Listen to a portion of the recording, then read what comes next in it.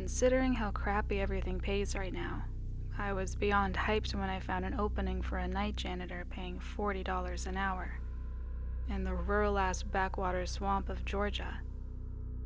$40 an hour. To clean a church? My little agnostic heart was ready to pull up for an altar call once they finally hired me. But good God, I see why they pay that high now. It's an easy enough schedule, too. I go in after church services or meetings, do some basic cleaning, and dip out. Takes maybe 2 or 3 hours every night, and I do an afternoon clean on Sundays between services.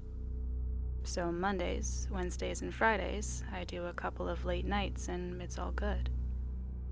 They told me they wanted a more thorough clean once a week, whatever day I choose. So I decided to make my Wednesday nights the long ones. For $40 an hour, I'm not going to skimp either. I go over every goddamn inch of God's good house with a fine-tooth comb. I'm in here flipping more tables than Jesus to make sure they're clean. It takes maybe 7 hours or so to get through everything, and it's the easiest money I've ever made. The place is old. From what they told me when I started, it's at least a couple of centuries, built in colonial times and renovated and rebuilt over the years on the same land.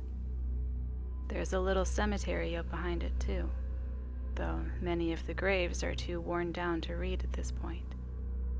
They haven't had a new resident since the 1800s, I think. One big sanctuary makes up most of the place, with a couple of little rooms in the back behind the main altar. A little door on the right side led back into a small hallway that smelled of mildew, with 2 doors on the left and one at the other end of the hall. Normally, it would look like just your average old Protestant church in the South, except it gets a little weird. The first door on the left is painted blue, and not like a regular blue either, but like a bright cerulean.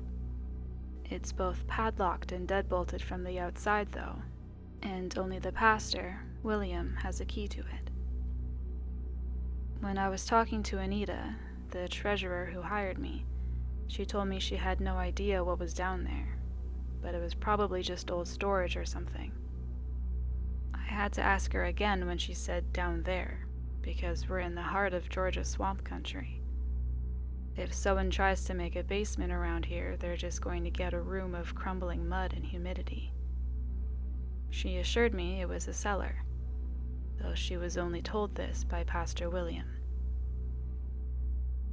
My first Monday night clean went off without a problem.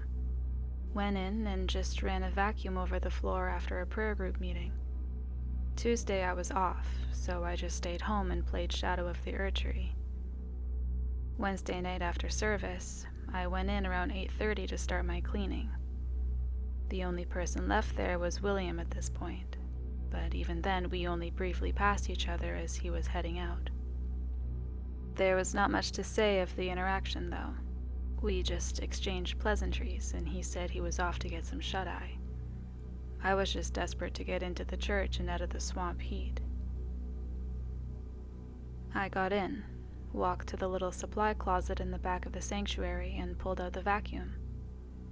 Wednesday night service wasn't very crowded usually. Just a few grandmas and the really devout couple of middle-aged men with their thick study Bibles, so nothing was really dirty. I figured I could just milk the clock a little by dusting around and just fucking about in general. Might as well get some money while I'm here. Vacuumed the sanctuary with no problem, and went to go get in the back hallway next. Probably a good time to mention the sanctuary had 2 sets of lights. One for the front altar area, and the other for the actual pews and seating area. I only had the altar area lights because they were pretty damn bright. Until you get into the hallway, at least. Then you can barely see because the light only extends a few pews out. Headphones in, music going. I just kept doing my cleaning. Ran down the hall, into the office next to the blue door, and even got to the pastor's office while I was at it. I didn't really notice anything until I looked up and out the door from the end of the hallway. I could see straight down the beige hall, blue door glowing bright in the fluorescent, into the sanctuary. I don't think I've ever felt goosebumps like I did when I looked down that hall. At least 7 or 8 people were sitting in the pews just out of the light's reach. They were all dressed in black, heads bowed so faces couldn't be seen. I had to squint to see them almost, but they were definitely in the first 2 rows outside of the light. I don't know if there was anything behind them. It was much darker, but I was already shook. I briefly closed my eyes and reopened them, but they were still fucking there. Then there was a loud thump on the blue door, like something being thrown hard against it, but there wasn't a sound of it falling down either. I took my attention from the sanctuary to the blue door for just seconds, but it was long enough for everyone in the sanctuary to suddenly vanish. Nothing was there when I looked back, with it looking just like I'd left it. Not a soul around. I kinda just shook it off as having like a late night heebie-jeebies moment, you know? Except I finished up right there and started locking up. I've never really believed in any kind of supernatural. Was religious in my younger days, but had since really drifted off. I've always liked horror stuff, but the idea of ghosts and shit in the real world? Please. Then I realized I had to turn the lights off at the altar and leave through the main sanctuary door. I swear I'm not scared of the dark, but I'd be lying if I said I wasn't creeped out a little. I turned off the light, saw the moon shining through the stained glass, and immediately got a chill again. It's been nearly 100 degrees with full humidity the past few days, and it felt like I was being dunked in ice water. There wasn't even anything there. I looked around, but nothing. I pulled my phone out and turned on the flashlight, making a quick pace toward the front doors. And I swear, to whatever God you want to hold me to, that there was the sound of footsteps thudding along behind me. I swung the door open and practically dived through. It never felt so fucking good to feel swamp heat on my skin. I slammed the damn thing behind me too. Started to walk to my car, then realized I didn't lock it. I thought about just not going back, leaving it be until the next person got there on Friday for a prayer group. Then I realized the money I would lose if I didn't do something right and lost this job. Look, rent is fucking high right now, and I've got to pay bills. So despite everything in me telling me to get the hell out, I turned around to go lock the door. The keys were in my hands, jingling like wind chimes because I was shaking so damn hard. I finally got the key in and started to turn it, when sound started reverberating from the sanctuary. A chorus with an organ swelling to crescendo. I turned the key and yanked it out at the same time, almost taking the doorknob with me, and ran the hell out of there. I could still hear it in my car when I started it and whipped out of the little dirt parking lot. Pretty sure I hit the ditch on the way out too, but I sure as shit wasn't going to stop. It wasn't until a few minutes into my drive that my hand finally loosened on the steering wheel, and I realized what they were singing.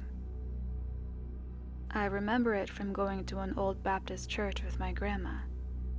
They only did old hymnals and refused to use anything but a piano. But I remember the damn words. Nothing can for sin atone, nothing but the blood of Jesus.